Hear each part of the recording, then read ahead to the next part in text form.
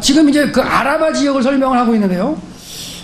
모세가 아라바 그 베르시못 그 근방에 와서 지금 그 신명기에서 얘기를 하는 게 거기가 어디라 그랬어요? 아라바라 그랬죠? 모압 평지라 그랬고요. 엘리야가 승천한 곳이 어디라고요? 요단강 건너서, 네, 아라바 그쪽에서 승천을 했어요. 그리고 세리야왕이 그 지역에 와가지고 지금 외치고 있어요. 그러니까 이사야가 예언한 거, 말라기가 예언한 그곳에 겹치는 부분이 있다는 거죠. 그 겹치는 부분에 세리야왕이 지금 외치고 있어요. 그러니까 세리야왕도 아무 데서나 외친 게 아니에요. 하나님의 말씀 가운데, 선지자들의 예언 가운데 외쳐야 되는 곳에 가서 외치고 있는 거예요. 그 외칠 때 이스라엘 백성이 뭔가 사인을 얻어서 가서 보고 있는 거예요. 그렇게 본다면 지리적으로 이해하는 것도 필요하다는 거. 지금은 뭘 강조하는 거냐면요. 내용을 갖다 깊숙이 들어가는 게 아니라 지리적 이해가 필요하다는 걸 지금 설명하고 있는 거예요. 예. 더 자세한 내용은 성경 본문을 보면서 할 거예요. 할 거니까 궁금하시더라도 좀 참으시고요. 지금은 지리적 이해가 필요하구나 이런 감각만 가지셔야 돼요. 근데 이제 또 재밌는 거 한번 보죠. 그 지역은요 이렇게 뭔가 인수인계가 되는 곳이에요. 뭐가 인수인계가 되느냐? 모세는 가나안 땅 들어가요? 못 들어가요? 못 들어가고 여호수아에게 인수인계합니다. 하나님이 인수인계해서 누가 들어가요? 여호수아가 들어가요. 그렇죠? 엘리야는 누구한테 인수인계를 해요? 엘리사에게 인수인계를 하는데 엘리사가 요구하는 게 갑절의 영을 달라고 그래요. 갑절의 영이라는 거는 이제 2배라는 얘기인데 2배, 유대인에게서의 2배의 의미는 그 상속권, 장자권입니다. 장자에게는, 그러니까 장자라는 것도요, 처음 태어났다고 해서 장자로 보시면 안 돼요. 그것도 맞는 얘기지만, 1차적으로 맞는 얘기지만, 뭔가 계통을 이어가는 걸 상속하는 거, 장자, 이렇게. 그래서 그 상속하는 사람에게 2배를 주게 돼 있어요. 그런 개념으로 보신다면, 엘리야가 했던 그 사역을 누가 받아가는 거예요? 엘리사가 이제 있는다고 보셔도 되는데, 그게 바톤이 넘어가고 있어요. 어디에서? 모압 평지, 아라바 지역에서. 그 다음에 세례요한이 뭐라고 얘기했냐면, 세례 중에서 내 뒤에 오시는 이가 있는데, 그는 불과 성령으로 세례를 주신다. 나는 물로 세례를 주고. 그러면 계속 외치면서 세례받고 받으라. 죄사함을 받고 세례를 받으라. 이렇게 외쳤는데, 그 사역이 이제 넘어가는 곳이 어디예요? 같은 베다니 지역이었어요. 거기서 예수님이 세례를 받으신 다음에 예수님이 이제 활동하시는, 등장하시는 장면. 또 한 가지 재밌는 건 뭐냐면요. 그 바톤을 이어받은 사람들이 다 요단강을 건너서 들어가요. 그죠? 여호수아도 요단강을 가르고서 마른 땅을 밟고 올라가서 들어갑니다. 그 다음에 엘리사도 엘리야의 겉옷을 취해서 요단강을 가르고 건너가죠. 재밌죠? 예수님은요? 가르셨나요? 안 가르셨나요? 어떻게 가르셨어요? 예? 가르쳤어요? 안 가르쳤어요? 뭐 가르쳤다고 볼 수도 있고 안 가르쳤다고 볼 수도 있는데 세례 받으실 때 어떻게 되셨어요? 하늘이 열리죠. 예수님은 더. 예, 하늘이 열려버려요. 하늘이. 그러니까 이 땅에 사는 사람들하고는 좀 개념이 틀린 것 같아요. 예, 약속의 땅, 축복의 땅, 하나님이 약속하신 땅, 그 땅이 요단강을 가르면서 여호수아나 엘리야나 이렇게 들어가는 그런 활동을 하는데 예수님은 하늘에서 오셨기 때문에 하늘에서 내려오신 그 말씀을 가지고 오신 분인지 몰라도 세례를 받을 때에 하늘이 갈라져요. 하늘과 이 땅을 연결하게 오시는 그런 분이 지금 요단강 베레아 지역, 베다니 지역에서 아라바, 베려시몬 이쪽에서 어떻게 보면 세례를 받고서 열고 들어가시면서 유대 광야에 가서 40일 동안 금식기도 하고 있어요. 그리고 활동하시는 거예요. 의미가 있긴 하죠. 그렇죠? 뭔가 새로운 세계. 그러니까 예수님은 이 땅에 오셔가지고 그냥 유대인들이 그 땅, 주신 땅을 회복하라 그런 차원이 아니라 예수님은 이 땅에 오셔가지고 하늘을 가르시면서 뭔가 다른 새로운 일을 벌이시는 거예요. 그 이전에 하지 않았던. 그게 결국 우리가 믿는 이 믿음의 공동체를 이루시는 과정으로서 열고 들어가신 과정일 수도 있겠죠. 한번 잘 한번 연구해 보세요. 더 이상 얘기해 드리면 시간 그것만 가지고 한 50분을 가야 되기 때문에 그거 못 해드리니까 제가 이렇게 개념만 한번 던져드리고 한번 쫙 한번 풀어볼게요. 성경을 한번 이런 식으로 한번 쭉 한번 풀어보고 또 이게 처음 만남이기도 하겠지만 처음 만나고 끝날 거 아니시죠? 또 계속해서 연관을 가지시면 그 이후의 내용도 계속해서 저랑 이렇게 나누실 수가 있을 거예요. 그래서 지금은 성경의 어떤 그 흐름, 성경의 표면에 흐르는 흐름을 갖다가 한번 쭉 나눠보는 시간일 거예요. 그러니까 역사, 성경 역사를 훑어보려고 그러기 때문에 그렇게만 가주셨으면 좋겠습니다. 예, 광야에서 진행된다는 거. 결국 이제 이사야가 예언했던 게 그런 것들이 그냥 문학적인 표현으로만 이해될 것은 아닐 수도 있다는 거예요. 네. 그래서 세례요한이 그 땅에서 외치면서 이런 이사야의 그 모든 내용들을 광야에서, 미드바르에서, 아라바에서, 그러니까 쿰단 공동체는 미드바르 유대 광야에 속한 지역이고요. 또 이제 아라바 너 내려와서 그 동쪽에 있는 요단강 동쪽에 있는 어떤 베델시몬 모압 평지는 또한 다른 개념일 수 있지만 하여튼 이런 지역에서 외쳐지고 있다는 거. 예, 말라키 예언도 있죠. 아까 계속 얘기했습니다. 공의로운 해가 떠올라서 치료하는 광선을 비추리니 얘기를 하죠. 예. 말라키는 계속 얘기하면서 이제 아까 말씀드린 겁니다. 아비의 마음을, 아버지의 마음을 자녀에게로 돌이킵니다. 지금 돌아서 있어요 지금. 그걸 아버지의 마음을 돌이키고 또한 자녀의 마음을 아비에게로 돌이켜서 보게 하고 만나게 한다는 거예요. 뭘로? 말씀으로. 그게 결국 어디서 이루어진다? 예. 광야에서, 아라바에서. 이사야는 그렇게 예언했으니까요. 그죠?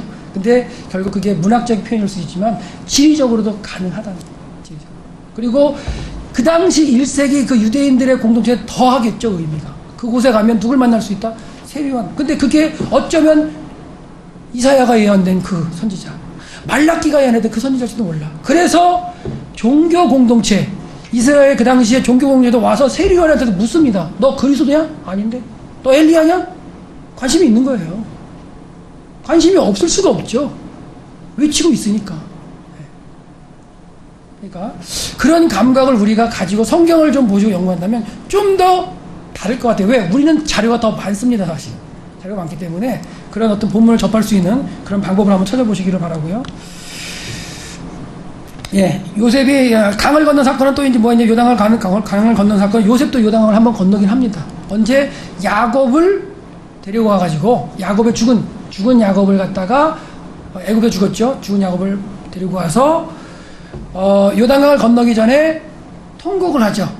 타작마당에서. 그 지역 이름을 아벨 미스라임이다. 이렇게 얘기를 했어요. 예. 아벨, 풀밭, 목초지, 미스라임, 애굽, 이런 의미인데, 그러니까 애굽 사람들이 그 지역에 와서 이제 다시 야곱을 위해서 울고 요단강을 건너서 헤브론에 가서 야곱을 장사한 그 표현 가운데 나오는데 요셉도 이런 식으로 해서 한번 건너는 장면이 있고, 그러니까 모압 평지 지역을 지나갔다는 얘기를 하는 거예요.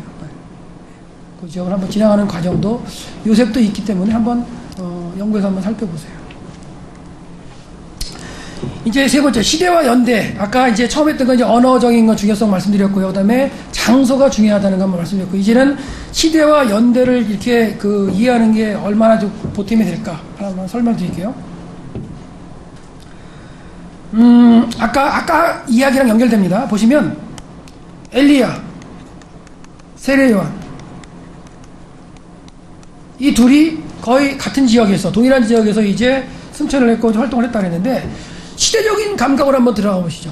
엘리야는 어느 시대냐면 아합이랑 관련이 있죠. 아합왕 시대. 아합 진짜 막 하나님을 떠나가지고 막 폭적을 한 그 사람이고요. 이세벨은 이 바알 신앙을 북이스라엘에 들어와가지고 또 남유다까지 전파하는데 아주 그냥 공헌을 한 이세벨이에요. 그죠? 그 아합과 이세벨 시대에 엘리야가 있었고요. 세례요한은요, 헤롯과 헤로디아와의 왕가 속에서 있는 그런 어떤 정치적인 맥락이랑 비슷합니다. 사실. 근데 한 사람은 승천해 가고요, 한 사람은 목배임을 당하고 그래요. 그러니까 어떤 그 정치적인 상황, 시대적인 상황도 비슷하게 가는데 한 사람은 말씀 가운데 승천한다는 그런 모습도 보인다는 거. 그래서 그냥 앞에랑 연결해서 한번 보여드린 거고요. 자, 이번에 뭘 따져보려면 엘리야, 방금 전에 엘리야 얘기를 했기 때문에 관련 있는 엘리야를 한번 살펴볼게요. 왕상 17장, 18장, 19장에 보면 엘리야 얘기가 많이 나오는데요. 네. 이 이야기는 19장 이야기입니다. 17장은 이제 아합에게 가가지고 기근이 있을 것이다 선포하는 내용이고요. 이제 18장은 이제 갈멜산에서 이제 종교전쟁을 하는 장면이고, 종교전쟁이 끝난 다음에 19장에 왔는데, 갈멜산에서 한 그 얘기는 대부분 아시니까 나중에 그 성경 내용이 들어가서 한번 살펴보고요. 갈멜산에서 450명의 그 바알 선지자를 다 죽여버리죠. 죽이고는 비를 내리게 한 게 이제 그 엘리야예요. 그 하나님의 말씀 들어주시면 얼마나 놀라운 경험을 하냐면요, 불 내려달라 할 때 불이 내려와요. 그건 대단한 선지자입니다, 사실. 그죠? 불 내려갈 때 불 내려주시고 비 오게 해달라고 기도할 때 비 주시고 대단한 선지자인데 그 선지자가 이스라엘이라는 도시에 와가지고 딱 머물 때 이세벨이 뭐라 하냐면 이세벨이 내가 너 죽여버리겠다. 내일 아침에 450명처럼 선지자가 죽은 것처럼 너 죽여버리겠다. 이 얘기했을 때 엘리야가 그 소리를 듣고 도망갑니다. 이스라엘 도망가요. 도망가가지고는 어디로 도망가느냐. 이건 엘리야예요. 엘리야가 그 형편을 보고 자기의 생명을 위해 도망하는데 유다에 속한 브엘세바로 도망갑니다. 일단 엘리야가 있는 위치가 북이스라엘에 이스르엘이라는 수도입니다. 이스라엘에서 도망 나온 거예요. 도망 나와가지고 쭉 남쪽으로 도망가서 유다 땅으로 도망가요. 유다 땅으로 도망가가지고는 어디까지 가나요? 유다 땅의 가장 남쪽인 브엘세바로 도망가는데 지금 국경을 넘어가는 거예요. 국경을. 그러니까 엘리야가 이세벨의 소리가 무서워서 도망가는데 북이스라엘 선지자가 국경을 한 남유다까지 도망가요. 그리고 남유다에서도 제일 저희 남쪽 동네 브엘세바까지 도망갑니다. 브엘세바에 도망가서는 거기 도망가가지고는 거기서도 마음이 안 놓였는지 자기를 따라온 사활은 브엘세바에 놔두고 다시 하룻길 좀 더 남쪽으로 광야로 들어가요. 광야. 자, 왜 이 이야기를 하냐면요.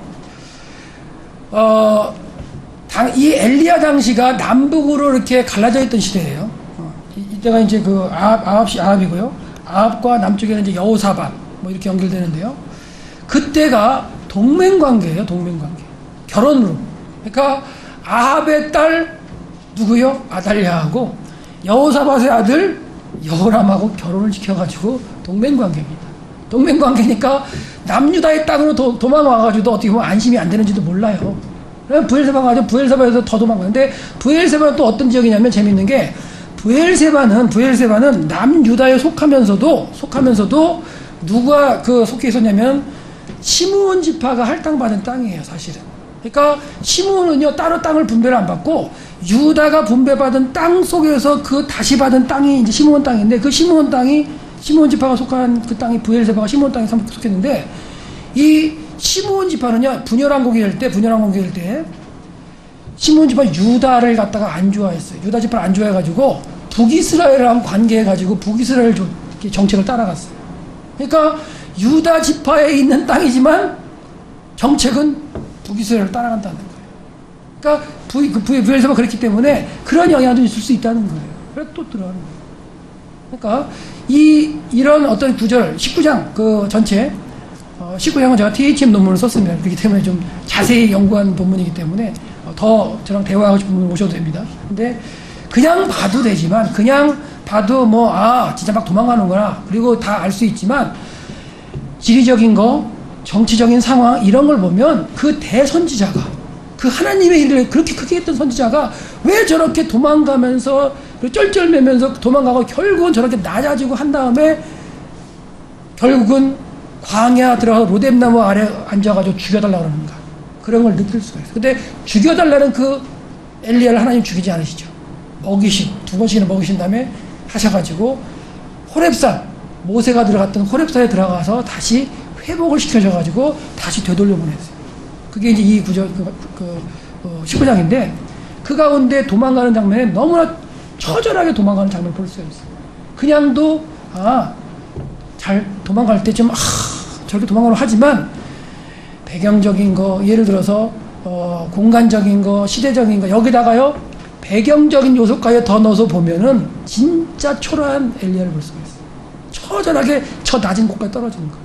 진짜 하나님의 말씀에 임해가지고 저 높은 곳에서 하나님의 이적을 보여준 대선지자가 저 밑에 나라가 떨어집니다. 그런 장면이 19장이에요.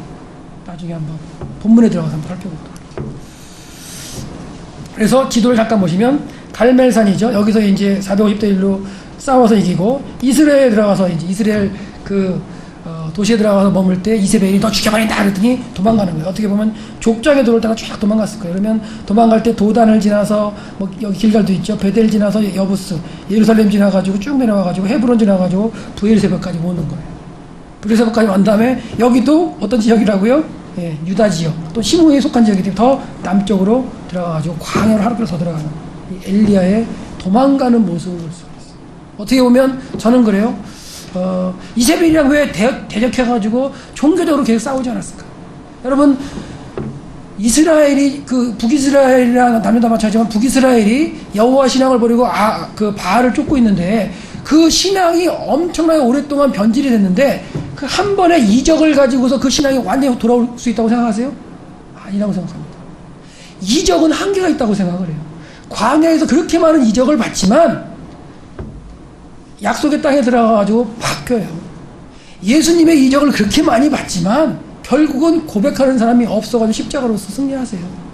무슨 얘기냐면 하나님의 백성으로 사는 건 교육받을 때 어떻게 해서 고백이 되냐면 말씀으로 가르침으로 되는 거지 이적은 한계가 있다고 생각해요. 말씀으로 가르쳐주고 생활 가운데 그게 깨달아져야 결국 부인하지 않고 가는 말씀으로 가능한 거 말씀 하나님 말씀으로 그게 결국은 이스라엘 백성들이 돌이킨 그 이스라엘 백성이 아마 엘리야가 이세벨을 대해 거기서 말씀으로 가르치고 하는 그런 사역을 했어야 될 것 같아요. 근데 도망가는 모습이 19장이에요. 근데 다시 돌아와서는 선지자가 다시 가르치죠. 엘리사랑 같이 선지자 공동체도 만들고 그런 모습이 나중에 나와요. 어떻게 보면 하나님께서는 이적 한 방으로 그들의 신앙을 변케 하시는 그런 게 아니라 그 이후에 다시 가르치고 깨닫게 하고 이런 과정을 요구하셨을지도 모른다는 거예요. 근데 그걸 엘리야가 도망가면서 나밖에 안 남았어요. 그러고 도망가요. 근데 엘리야 혼자 남았나요? 네, 착각입니다. 엘리야 착각. 저나 여러분이나 그런 착각하지 마시기 바랍니다. 하나님 저밖에 안 남았는데요. 내가 없으면 아무것도 못하는데 이런 착각을 하는 그런 과정 가운데 하나님은 야 너 말고도 많어 7,000명 있잖아 그렇게 말씀하시는데 하여튼간 하나님의 일은 나 혼자 하는 게 아니라는 거 정확하게 아시고 하나님은 다 숨겨도 다 일하세요. 사실 사람을 일하시는데 이런 과정에 엘리야가 그 대선지자가 다락으로 떨어진 장면이 이렇게 볼 수가 있어요. 자, 엘리야가 왜 광야로 들어갔느냐? 브엘세바까지 왔다가 아까 말씀드렸어요. 남유다 북이스라엘 관계성을 본다면 동맹관계였고 사돈지간이었고 그런 관계 가운데 안전하지 않았다고도 볼 수 있어요. 정보력으로 해서 잡혀갈 수도 있으니까. 또 한 가지 브엘세바는 시므온 지파의 땅으로서 갈라질 때 남북으로 갈라질 때 시므온 지파는 북쪽의 정책을 따라갔다 그랬죠. 그래서 보시면 유다 지파가 이렇게 땅을 분배받아요. 그 안에 시므온이 있습니다. 브엘세바가 여기에요. 그러니까 아까 그 말씀드린 거 이렇게. 그러니까 말로 설명한 거 지도로 딱 한 번 보면 이해가 팍 되죠. 이런 가운데 지금 유다 지역에 여기 지금 시므온이 분배받았던 거를 볼 수가 있고요. 여기가 갈릴리 바다라고 했고 요단강이 이렇게 흘러가고 여매가 있죠. 그다음에 동쪽으로 두 지파 반이 이렇게 분배받죠. 이것도 이제 나중에 오후 시간에 한번 설명을 드릴 거예요. 동쪽에 두 지파 반이 분배받고 이쪽에 9지파 반이 분배받는 가운데 동서로 나눠지는데 이 동서로 나눠진 것도 참 문제가 많아요. 사사 입다에 가면은 입다 얘기를 제가 또 강의할 수 있을지 없을지 모르지만 입다 때 가면은 종족끼리 전쟁을 벌여요. 그러니까 하나님은 원래 이 땅에 들어가서 살으라고 했어요. 근데 이 땅이 좋아요. 그래서 여기 살게요 해가지고 두 지파 반이 안 넘어 여기를 살아요. 한 300년이 지난 다음에 동서의 전쟁이 벌어져요. 그래서 요단강가에서 42,000명이 죽습니다. 입다 때. 뭐 때문에? 언어 하나 잘못 사용해가지고. 씨볼렛, 쉬볼렛. 이걸 구별을 못해요. 우리 그 경상도 지방 사람들이 쌀을 못한다 그러잖아요. 그러니까 이 요단강을 기준으로 갈라져가지고 두 지파 반이 언어, 단어 사용하는데 그 발음을 못하는 게 생겼어요. 300년이 지난 다음에. 그 단어를 가지고서 동족끼리 싸울 때 42,000명이 죽는 장면이 나오는데 결국 이것도 뭐냐면 하나님이 들어가라는 땅, 약속의 땅은 아마 이 왼쪽, 요단강 이쪽 땅입니다. 근데 사람들이요, 이 땅에 살고 싶은데요, 그래요. 그래서 제목이 하나 있습니다. 제가 만든 제목인데, 가야 할 곳과 머물고 싶은 땅. 출애굽 전역에서 말할 수도 있겠지만, 이 동쪽 지파가요, 이 땅이 좋아 보여요. 진짜 모압 땅, 길르앗 땅, 바산 골란 땅을 쫙 정복하면서 보니까 너무너무 좋아요. 어느 때 기억이 나느냐면 애굽에 머물 때 그 땅처럼 좋아 보이는 거예요. 우리는 양과 염소, 목축할 이런 때들이 많은데 여기는 너무나 풀이 널려 있어요. 그러니까 모세한테 와서 요구를 해요. 두 지파 반이 와서 우리 요단강 건너 저기 안 가겠다. 우리 이 땅에서 살게 해달라. 그럼 요구합니다. 가야 할 곳은 어딘데요? 요단강 건너서 저쪽인데. 내 눈에 너무너무 보기 좋은 땅이 보이니까 어디예요? 여기 머물고 싶다. 가야 할 곳과 머물고 싶은 땅. 우리가 신앙생활하면서 생각해야 할 어떤 말인지도 몰라요. 가야 할 곳이 정확하게 있어요. 있는데 생활하다 보면 머물고 싶은 곳이 있다는 거예요. 그게 성경을 정확하게 보여줍니다. 제가 출애굽해서 쫙 보다 사진까지 보여드리면 그때 이제 한번 보세요. 그래서 출애굽 여정으로 성지 답사를 가셔도 가이드를 잘 만나서 하시면 이런 설명을 들을 수가 있는데 이런 설명을 하는 가이드가 거의 없어요. 왜? 이 생각은 제가 했기 때문에. 그래서 저랑 같이 가시면 만약에 가실 기회가 되셨으면 그 땅 가서 설명하면 더 좋죠. 사실은 딱 보면서 땅 지형 설명하고 보시면 이 지도로 보는 건 훨씬 나죠.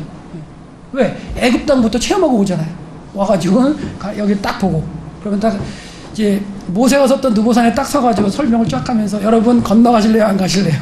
하면은 건너가야죠. 왜? 안 건너면 외톨이 되는데요. 국경 넘어가야 되는데.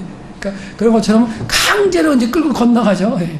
그래서 이제 약속의 땅에 들어가서 그 땅에서 어떻게 살아야 되느냐 또 쫙 설명하면서 하면 그 당시에 성경의 본문을 가지고 딱 답사를 하면서 그 은혜 느끼고 오는 거예요, 사실은. 그런 은혜를 받으시고 성경을 보시면서 여러분이 체험하시면 여러분이 맡으신 양물에게 그걸 나눠줄 수 있는 거예요. 그러기 위해서 제가 이렇게 좀 해드리는 건데 하여튼간 여기서도 여러분의 이 안테나만 여시고 사진 보시면서 그걸 쫙 빨아들이시면 그런 느낌을 가질 수 있어요. 그래서 가야 할 곳과 머물고 싶은 땅, 땅에 대한 이야기, 지리에 대한 이야기 필요하다는 거예요. 넘어가 보죠. 그 당시에 이제 정치적인 관계를 정리해 드리겠습니다. 그러니까 여호사밧이 이제 남유다 왕이고요. 아합이 북이스라엘 왕이에요. 그 다음에 이 아합은 또 누구랑 같이 또 이렇게 또 결혼을 했냐면 이 두로 왕 에빨이죠. 두로와 시돈 왕인데 에빨인데 그 당시에 아합 시대에는 아합이 이렇게 그 성경에는 오므리 왕조가 그렇게 많이 기록이 안 돼요. 오므리는 한 몇 절밖에 안 기록되는데 오므리 왕조가 엄청나게 부강한 왕조예요. 그 부강한 왕조였고 아합도 이제 부강했는데 아합이 팽창 정책을 씁니다. 그래서 정복하려고 여리고도 하나님이 다시 세우지 말랐는데 아합 시대 여리고도 세워요. 하나님의 말씀 무시하면 세우고 그 다음에 동쪽으로 해서 전쟁을 하고 동남쪽으로 해서 전쟁을 해서 그 모압까지 전쟁을 하고요. 그 다음에 북동쪽으로 올라가서 길앗 라못을 점령을 하면 그런 시대가 이제 그 아합 시대인데 그렇게 점령을 하려고 보니까 북서쪽에 있는 이 두로시돈이 좀 약간 좀 이렇게 애매한 거예요. 이렇게 치러 나가서 뒤통수 맞으면 안 되니까. 그래서 어떻게 보면 정략 결혼을 합니다. 정략 결혼해서 이 아합이 이세벨이랑 결혼을 해요. 그래서 이 이세벨이 이제 이 두로와 시돈에 있던 바알 신앙을 북이스라엘에 싹 가지고 들어오는 거죠. 네. 나중에 다시 한번 정리하겠습니다. 그러니까 그렇게 연결되고요. 이 아합의 딸인 아달랴가 유다 왕 여호사밧의 아들 여호람과 결혼을 시켜요. 그래서 이쪽에 있던 바알 신앙이 이렇게 해서 계속 이렇게 쫙 유다까지 들어와가지고 완전히 그냥 신앙을 망가뜨려가지고 아달랴가 완전히 그 유다 왕조를 무너뜨려가지고 예수님의 오시는 통로를 끊어버리려고 하는 적도 있었어요. 근데 살아남는 사람이 없죠. 그렇게 넘어가긴 하지만, 그러니까 이 당시의 정치적인 역학관계가 이거예요. 그 세력이 컸던 두로와 시돈 지방의 그 세력을 얻고 북이스라엘이 이제 남유다를 갖다가 이렇게 엮었는데 그 당시의 세력은 누가 더 컸냐면 북이스라엘이 훨씬 컸어요. 그러니까 북이스라엘이 하자는 대로 남유다 왕들이 쫓아갈 수밖에 없는 그런 상황이었어요. 그러니까 엘리야가 도망가가지고 있더라도 야 범인 잡아서 인도해. 그러면 인도할 수 없겠는 거예요. 요즘에 뭐 국제 공도체를 걸쳐가지고 인터폴 해가지고 그걸 수사하는 것처럼 그럴 수 있다는 거예요. 그러니까 그 당시에는 아합 시대에는 북이스라엘 엄청 세력이 강했거든요. 그러니까 여호사밧이 있다가 우리 전쟁하러 가자. 그럼 여호사밧 알았어요. 같이 가자. 선지자가 가지 말라 그러는데도 가잖아요. 여호사밧이. 다 그래요. 정치적으로 세력이 세니까 가자 그럴 때 쫓아갈 수밖에 없어요. 근데 신앙적인 왕이었다면 안 갔죠. 근데 할 수 없이 끌려나간 다음에 돌아와서는 책망받고 다시 깨닫고 회개하고 이런 과정들이 여호사밧에서 나오는데 나중에 분열왕국 시간에 한번 자세히 보고요. 이런 역학관계 가운데 엘리야가 도망가는 그런 그 배경 가운데 그런 게 깔려 있다는 거예요. 그러니까 시대적인 정치적인 상황들, 그 다음에 뭐 종교적인 것도 마찬가지죠. 바알 신앙이 종교적인 것도 있고요. 그 다음에 지리적인 거, 문화 이런 배경으로 쫙 딱 깔아놓고서 19장을 보면요. 좀 이렇게 입체적으로 보이죠, 사실. 여러분도 그렇게 될 수 있습니다. 저 한 12년 정도 연구했거든요. 12년 정도 연구하면서 여기까지 왔는데, 이렇게, 그러니까 그러면서 이제 성경을 보다 보면은 좀 입체적으로 보이니까 좀 감사해요, 하나님한테. 하나님. 저한테 이렇게 보이게, 이렇게 볼 수 있게 하시는 감사합니다. 제가 뭔데. 그래서 제가 이렇게 해가지고 느끼고 이렇게 했던 걸 여러분한테 나눠드리려고 이렇게 그 세미나를 열고 있기 때문에 하여튼간 여러분이 제가 가지고 있는 걸 좀 다 가지고 가셨으면 좋겠어요. 저는 나눠드리고 싶습니다. 네, 진짜로. 네, 꼭 앉는 게 아니라, 왜? 이걸 가져야 하나님의 말씀을 연구할 때, 저 혼자 연구하면, 저 혼자 연구해서 같지만, 이걸 나눠서 여러분이 같이 연구해 주시면, 여러분이 깨달은 걸 저한테 주실 수 있을 거 아니에요. 그죠? 그러면 하나님의 말씀을 저는 여러 배 더 느낄 수 있는 거예요. 하나님 말씀. 저 혼자 연구에 깨닫는 게 아니라, 공유를 하면 더 많은 걸 연구할 수 있어요. 그걸 어떻게 할 수 있느냐? 저보다 먼저 연구했던 학자들이 많아요. 그 학자들이 연구한 걸 제가 갔다가 또 연구하면서 깨달은 걸 또 한 거기 때문에 저는 그 학자들의 터 위에서 한 거거든요, 사실. 그러니까 저도 연구를 여러분 나눠드린 거예요. 그 나눠드린 것 가운데 여러분 연구해서 깨달은 거 있으시면 저한테 이메일을 주시거나 연락을 줘서 하시면 좋죠. 네, 그렇게 되기를 바랍니다. 아멘 안 하시네. 그냥 가지고 계실지 모르겠지만 하여튼간 나눠 드릴 테니까 나눠 가지시고 하여튼간 뭐 이렇게 궁금한 거 있으면 이렇게 강의 시간이나 제가 이렇게 그 공부 시간만 아니면 전화 받아가지고 상의도 할 수 있습니다. 이렇게 토론도 할 수 있으니까 그렇게 해주셨으면 좋겠어요. 그래서 엘리야는 이런 배경 가운데도 있다는 거. 예. 브엘세바가 여기 있습니다. 브엘세바에서 광야길로 하룻길 좀 들어갔고요. 하룻길 그러면 한 전화 24km 정도로 생각해요. 그러니까 저는 모든 그 계산이나 인가할 때 성경을 근거해서 계산합니다. 뭐 학자들도 좋아요. 좋고, 뭐, 물리적인 거 뭐 이런 거 다 좋은데, 일단은 근거를 계산할 때 성경을 근거로 두는데, 성경을 근거를 둬서 계산을 하면 하루길 한 24km 정도로 볼 수 있더라고요. 나중에 또 나오면 설명드릴게요. 24km 정도 들어가가지고 이제 광야에서 죽기로 이제 간청을 하죠. 그럴 때 하나님이 천사를 2번 보내주셔가지고 2번 먹이셔가지고 이렇게 회복을 시키는, 그래가지고는 40일을 광야로 들어가가지고 시내산, 호렙산, 전통적으로 저는 여기를 시내산으로 봅니다. 이따가 또 출애굽 시간에도 설명하겠지만, 일로 들어가서 하나님께서 이제 세미한 음성을 들어요. 콜 데마마다크. 하나님의 그 세미한 음성, 거기서도 불과 바람과 지진으로 크게 지나가지만 여호와를 못 봐요. 근데 하나님의 세미한 음성 속에 엘리야가 깨달아요. 그리고 그 세미한 음성을 저는 말씀이라고 생각하거든요. 하나님과 이렇게 대화하면 말씀할 때 엘리야가 깨닫고 다시 회복돼서 이스라엘을 돌아와서 그 나머지 일들을 처리하는 엘리야의 모습을 볼 수 있는데, 결국 큰 이적이 사람을 바꾸지는 않는 것 같아요. 경험하기 위해서 깨닫긴 할 수 있죠. 하지만 그걸 돌이켜서 하나님의 사람을 만드는 건 하나님의 말씀밖에 없다고 생각합니다. 우리에게는 하나님의 말씀이 주어져 있어요. 읽는 자, 듣는 자, 그렇죠? 깨닫는 자 복이 있다고 말씀하시. 이 하나님의 말씀에 이 보고가 있기 때문에 이 말씀의 보고를 우리가 깨닫고 연구하기 위해서는 이런 배경적인 요소도 한번 도움이 된다는 걸 생각하셔서 한번 연구해 보시면 많은 그 성경의 말씀들을 전하시는데 살아있는 생생한 이런 현장감 가지고 말씀하실 수 있을 거예요. 여기까지만 엘리야를 보고요. 그 다음에 이제 이거 지금 뭐가 있냐면요. 연대죠. 연대나 시대. 이게 요거에서 이제 연장이 되는 건데요. 요걸 한번 또 설명드릴게요. 히스기야가 생명연장으로 15년 연장받은 건 다 아세요. 성경 내용은 다 아시기 때문에 다 안 읽을 텐데요. 히스기야가 병들어 죽게 생겼어요. 한 39살 때로 볼 수 있는데요. 39살 때 죽게 생겼는데, 이때 이제 선지자가 와가지고, 이사야가 와가지고, 너 죽겠다, 하나님 말씀하셨다니, 기도를 하죠. 하나님 막 기도를 하니까, 이사야 선지자가 딱 외친 다음에 딱 가요. 가가지고는 성으로 나가 이렇게 성을 돌아가는 그 순간에 하나님이 말씀하셔가지고, 이사야야, 다시 돌아가라. 그 히스기야한테 가가지고, 너 15년 연장해준다고 얘기해라. 그 순간에. 그러니까, 그 하나님의 메시지를 받고는 히스기야가 그렇게 막 회개한 거예요. 엄청나게 회개하고, 회개한 가운데 있을 때, 성 나가서 그 길모퉁이 돌아가는 그 상태 하나님이 다시 돌아가서 이사야한테 얘기하라. 이사야가 그 히스기야 얘기해라. 너 생명 15년 연장해 주겠다. 그게 그 사건이에요. 그 사건인데, 나중에 한번 읽어보시고요. 히스기야 심히 통곡하는 장면 나오죠. 보세요. 성읍 가운데까지도 이르기 전에 하나님이 말씀하신 거야, 이사야한테. 다시 돌아가라. 돌아가서, 하나님이 뭐라고 말씀하시냐. 내가 내 기도를 들었고 히스기야에 들었고 내 기도를 들었고 내 눈물을 보았노라. 하나님께서 내가 히스기야 너를 낫게 하리니 내가 3일 만에 여호와의 성전에 올라가겠다. 그러니까 3일 만에 회복이 되겠다는 거예요. 그리고 성전에 가게끔 하겠다. 이런 얘기를 말씀하세요. 그러니까 진짜 아픈 것 같아요. 엄청나게 아파가지고는 회복되는데 3일이 걸렸고 3일 후에는 성전에 올라가가지고 기도할 수 있게 이렇게 이제 하나님 명령하셨어요.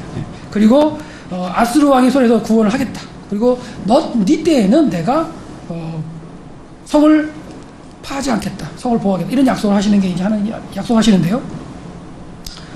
그랬더니 히스기야가 또 욕을 하죠. 또 이제 히스기야는 뭘 요구하느냐? 그래요? 그러면 그렇게 연장해 주셨다는 그 표징이 뭘까요? 15년을 연장해 주셨다는 게 있으니까. 그러니까 이제 확답을 받는 거예요. 15년을 연장해 주셨다 했다랬는데 15년이 될지 10년이 될지 5년이 될지 뭐 어떻게 합니까? 이런 의미인지도 몰라요. 하여튼 15년 연장해 주셨는데 그 의미, 확증이 뭐냐? 그림자, 해의 그림자를 10도를 뒤로 물리죠. 10도를 뒤로, 15도가 1시간이죠. 그러니까 이제 그 뒤로 물리는 거예요. 그러니까 이제 10도면 이제 40분을 뒤로 물리는 건데, 하루의 시간을. 그런 이적을 보여주시는 거예요. 물려주시면 너는 15년 더 살 거라. 이렇게 이제 말씀해 주셨어요. 근데 이 말씀을 듣고 히스기야가 생명을 연장을 받은 다음에요. 교만해져요. 이사야의 교만해져요. 확답을 받았어요. 15년. 그리고는 약간 마음이 바뀌는 것 같아요. 교만해집니다. 성경에 나오는 거니까요. 뭐 제가 쓰는 얘기가 아니라 히스기야의 마음이 교만해졌다고 얘기를 하죠. 받은 그 은혜를 보답지 아니하고 진노가 그와 유다와 예루살렘에 내리게 되었을 때 히스기야 때는 내리지 않겠다기 때문에 그때는 안 내려요. 안 내려요. 히스기야가 교만함을 마음을 딛고 쭉 나오는데 히스기야가 그러니까 교만해졌다가 이제 또 교만해지니까 또 하나님께서 말씀하시니까 이제 했는데 히스기야의 여호와께 진노를 히스기야의 생전에는 그들이 내리지 아니하셨다는 말씀을 합니다. 요 얘기를 왜 하느냐? 자 보세요. 이제 다음 구절을 봅니다. 지금 하고 있는 게 뭐냐면 시대와 연대 이해의 중요성이라고 해서 그걸 지금 말씀드리는 거예요. 지금 그 가운데 설명을 하고 있는데 자 구절 한번 보겠습니다. 왕하 18장 2절에 보면 히스기야가 왕이 될 때 나이가 몇 세요? 25세. 여러분들 이런 구절 나오면 계산 안 해보시죠? 저는요 숫자 나오면 계산 안 하면 직성이 안 풀려요. 그래서 고등학교 때부터 성경을 읽으면서 숫자 나오면 계산해봐야 되고 지리 나오면 찾아봐야 되고 그런 은혜를 주셨어요 사실은. 그래서 이제 이렇게 왔는데 25세 때 그리고 몇 년간? 29년간. 그럼 몇 세에 죽어요? 54세. 그래서 아까 54세 말씀드린 거고 그 39를 이야기한 건 뭐냐면 아까 여기서 15년을 연장받았으니까 빼면 39 나오죠? 이게 다 이렇게 딱딱딱 연결됩니다. 그러니까 성경의 구절 그 나열 하면 했습니다. 자 근데 보세요. 뭐 어떤 구절을 읽으시냐면 대하 33장 1절 읽어드릴 거예요. 제가 보시면 문하세는 누구냐면 히스기야의 아들이에요. 그러니까 이런 걸 또 하시려면 왕조도 다 머릿속에 또 꿰고 계셔야 되는데 좀 하셔야죠. 안 되면 옆에 놓고라도 보시고 하셔야 되는데 저는 외웠습니다. 그냥 무슨 은혜인지 몰라도 외우게 하셔가지고 외우는데 북이스라엘 왕조, 남유다 왕조 다 외우고 이렇게 좀 하시면 이제 보이긴 하는데요. 한번 외우세요. 나중에 시간 내서 외우시는데 한번 보세요. 문하세가 왕위에 오를 때 나이가 12세라. 12세. 제가 이제 하늘색을 해놨는데요. 예루살렘에서 55년 동안 다스렸다. 근데 이 문하세가 어떤 왕인지 아시죠? 이스라엘 왕조 중에 가장 악한 왕이 문하세예요. 문하세가 어느 정도로 했느냐? 아들을 잡아서 몰렉신에게 바친 왕이에요. 신명기에 하나님이 하지 말라는 거 다 하는 왕이 문하세. 그러니까 이스라엘의 왕 중에서 유다 왕 중에서 가장 악한 왕 중에 하나가 문하세고 문하세 때문에 바벨론 포로 잡혀간다고 말씀하세요. 문하세 이후에 요시아가 나와가 종교개혁을 하고 하나님 앞에 그렇게 열심히 살았지만 문하세가 한 일을 갖다 회복을 못한 게 하나님 회복을 못한 게 요시아예요. 하나님 그렇게 말씀하세요. 성경에. 자, 왜 이 얘기를 하느냐? 왜 이 얘기 할까요? 숫자를 하면서 한번 계산 한번 해보세요. 계산. 몇 년을 연장받아요? 15년. 15년을 연장을 받아가지고 이제 죽은 다음에 문하세가 바로 다음에 왕이 됐을 거 아니에요. 근데 문하세가 몇 살에 왕이 돼요? 12세에. 그럼 문하세는 언제 나요? 그렇죠. 무슨 의미가 있을까요? 여러분이 알아서 하세요. 더 이상 뭐 어떻게 계산해 드려요? 그건 여러분이 알아서 계산을 하시라고. 저는 숫자만 보고 이렇게 가르치니까 숫자를 계산해 보니까 이런 게 나오더라는 거예요. 딴 게 아니고. 그러니까 그냥 읽고 넘어갈 수도 있는데 숫자를 해서 계산해 보니까 야 이거 봐라 12세 왕이 됐어? 그러면 연장 받은 다음에 난 거네?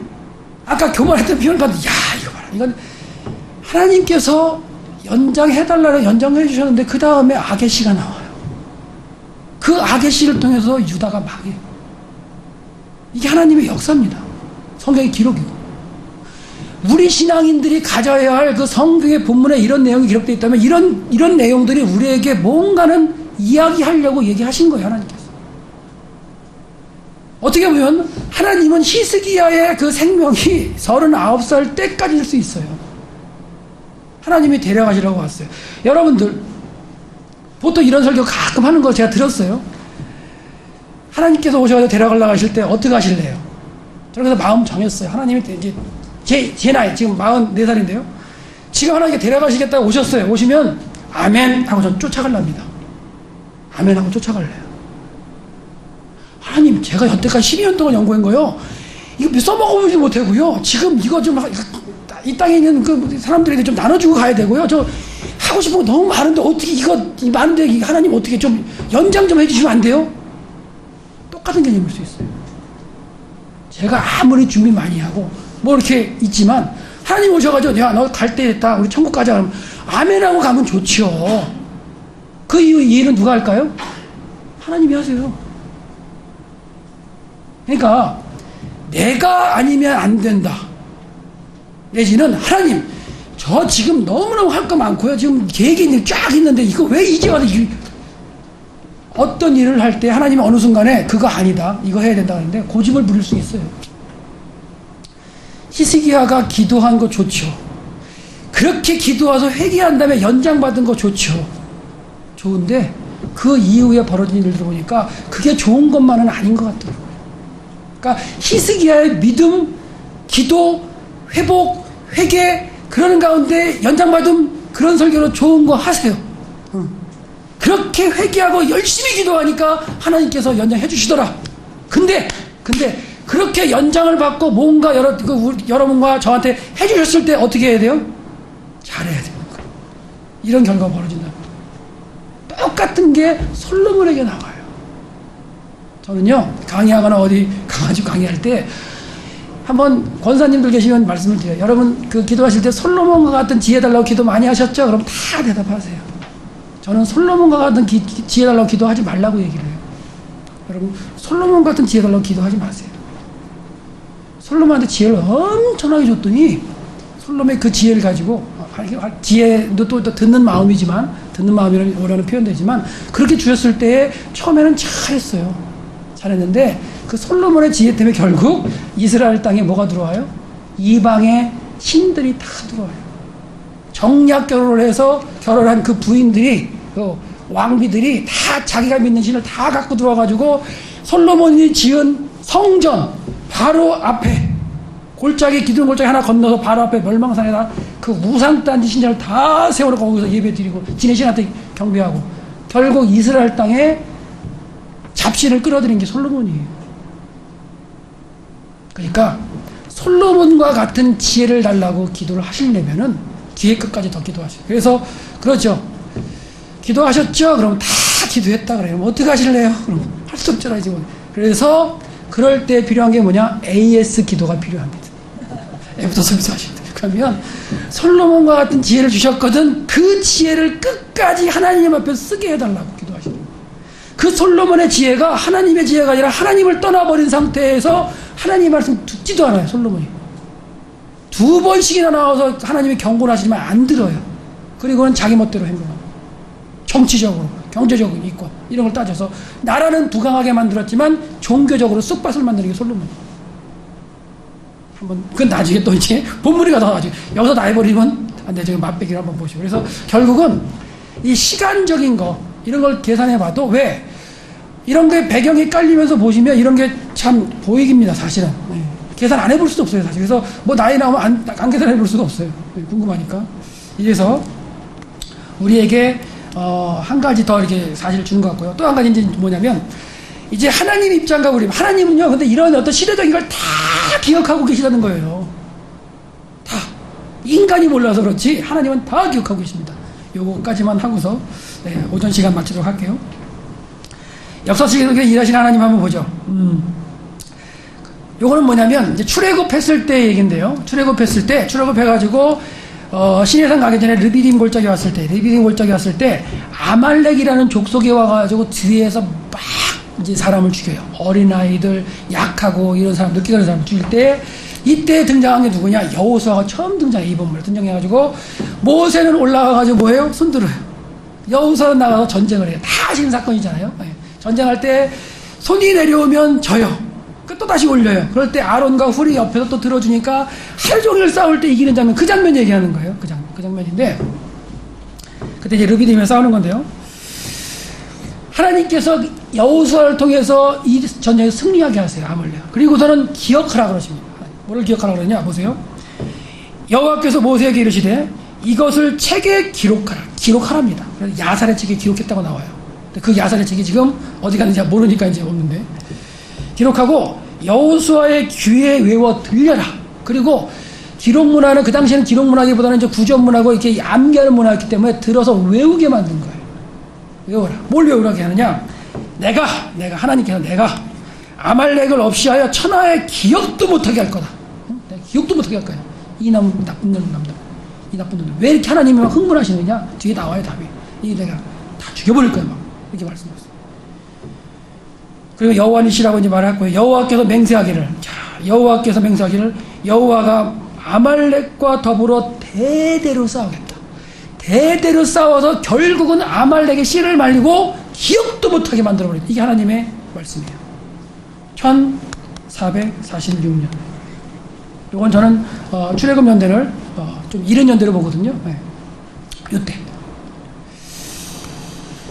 그래 아말렉과의 전쟁의 얘기입니다. 그래서 왜 그러면 대대로 싸우겠다고 말씀하시면 하나님의 이유가 아말렉이 하나님을 두려워하지 않고 백성들의 피곤함을 뒤따서 뒤에서 약한 자를 쳤다 이거 이게 죄목이에요. 하나님이 백성들이 이제 시내산을 향해 출애굽 나가고 있는데 이것들이 뒤에 와가지고 그래 하나님이 이제 징계하시는 거예요. 이게 이제 르비딤 모습인데요. 그러니까 전통적인 시내산을 저는 이제 그 시내반도 안에 있다고 생각합니다. 그래서 이건 오후 시간에 다시 한번 살펴보고요. 일단 보통 이제 우리 성지답사 갈 때 말하는 르비딤의 모습이에요. 자, 르비딤 한번 보세요.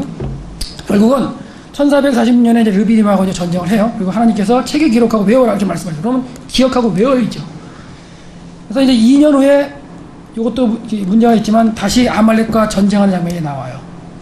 근데 하나님께서 말씀하셨는데 가서 전쟁하지 마라 그랬는데 우리 전쟁하러 갈래요. 늦게 깨달아요. 이스라엘 그래서 늦게 깨닫고선 전쟁을 갔다가 지는 장면이 이제 그 아말렉이 져요. 이것도 이제 아말렉이 이깁니다. 그 다음에 사사시대 때 기드온 때 와서 아말렉이 이스라엘 골짜기에 같이 미디안이랑 들어와가지고 이렇게 압제하는 모습이 또 아말렉이 나타나요. 자, 이제는 사울왕 때입니다. 사울왕 때 사울이 왕이 된 다음에 얼마 지나가지고 하나님이 말씀하세요. 야 사울아, 너 아말렉 가서 진멸해버려. 사울한테 말씀하시는 거예요. 하나님 기억하시는 거예요.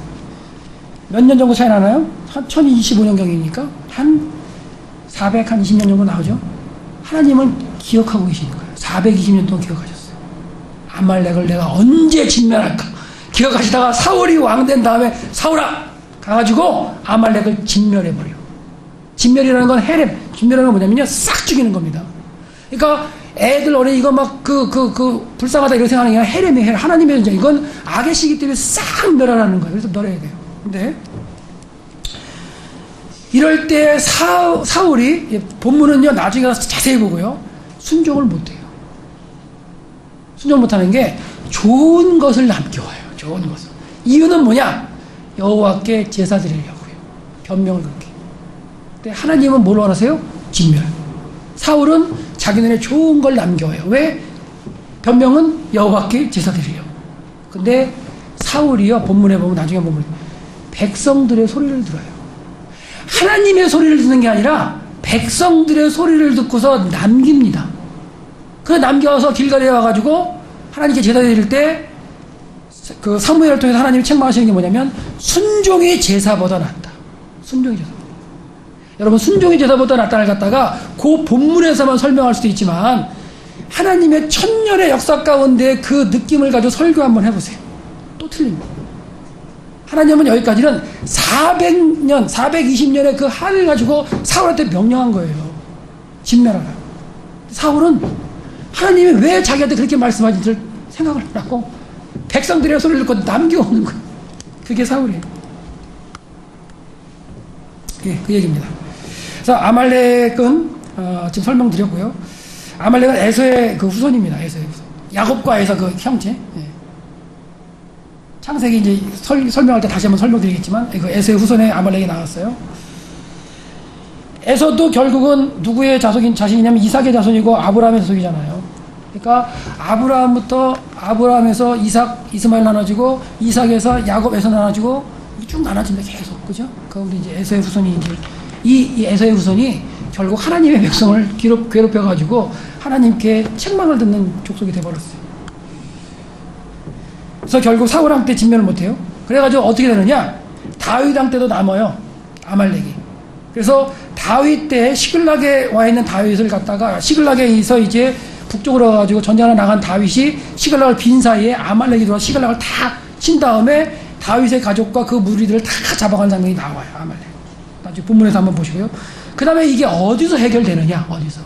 1000년 후에 해결됩니다. 언제?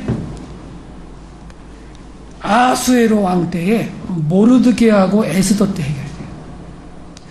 모르드게하고 에스더가요 베냐민 지파 사람들이에요.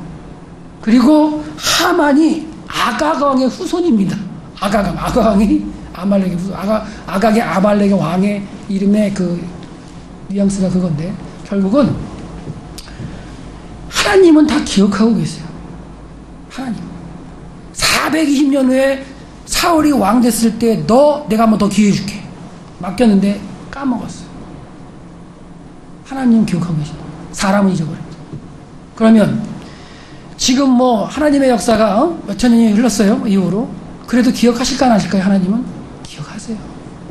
우리를 통해서 뭔가를 하기를 원하시고 기록하시는데 하여튼 그런 것 가운데 이 연대도 한번 생각하셔야 돼요. 400여 년 지난 후에 아말렉 진멸하는 거. 근데 보세요. 아말렉을 쳐서 진멸하되 모든 소유를 남기지 말고 진멸한 남녀와 소아와 젖먹이는 다 하라는 거예요. 그래서 이제 물리치긴 해요. 물리치긴 하는데 이제 낮은 것만 진멸했다고 나와요. 성경에. 안 좋은 거. 그래서 지리적인 건 아말렉은 여기 살았고요. 겐족속이 이제 섞여 살았는데 너희는 피해라. 피하게 돼요. 이 겐족속에 대한 이야기는 내가 나중에 본문에서 다시 한번 설명드릴게요. 지금은 아말렉이 아말렉이 문제니까 진멸하려는데 사울이 진멸 못하고 남겼다는 거. 그 남았기 때문에 그 자손이 계속 남아서 가는 거예요. 사울이요. 나중에 한번 본문에서 사울이 누구한테 죽는지 아세요? 사울의 죽음이 두 가지로 기록돼가지고 누가 죽는지 모르겠지만 결국 자기의 그 병기를 들고 가는 아말렉 소년이에요. 그게 병이 맡은 자 아말렉 사람인데 아말렉 사람 그 전한테 나 좀 죽여줘라 걔한테 부탁해요. 아이러니하죠 사실. 나중에 본문에서 한번 보시고요.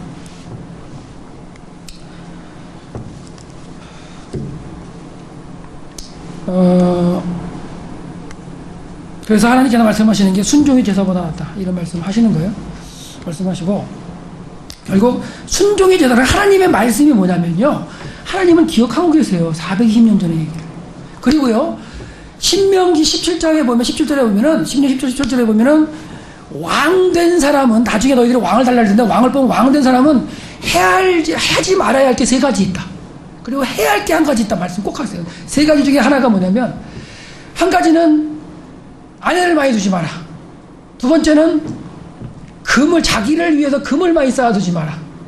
세 번째는 뭐예요? 예? 갑자기 제가 까먹었는데. 그렇지. 아니, 그거 아니고요. 하나가 뭐냐면, 말을 많이 두지 마라. 예.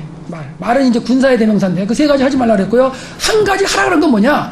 여호와의 율법을 등사하여, 필사하여, 내 옆에다 놓고, 읽어서 외워서 드리라. 이렇게 말씀하셨어요. 그러면 왕이라면 하나님의 말씀을 기억해야 되죠. 그리고 사사의 책에 기록해라. 그리고 여호수아의 귀에 외워서 들리게 해라. 그걸 기억했어야죠, 사실은. 그러면 왜 그렇게 했느냐 알면 진멸하라는 그 말씀 가운데 순종했을 거예요.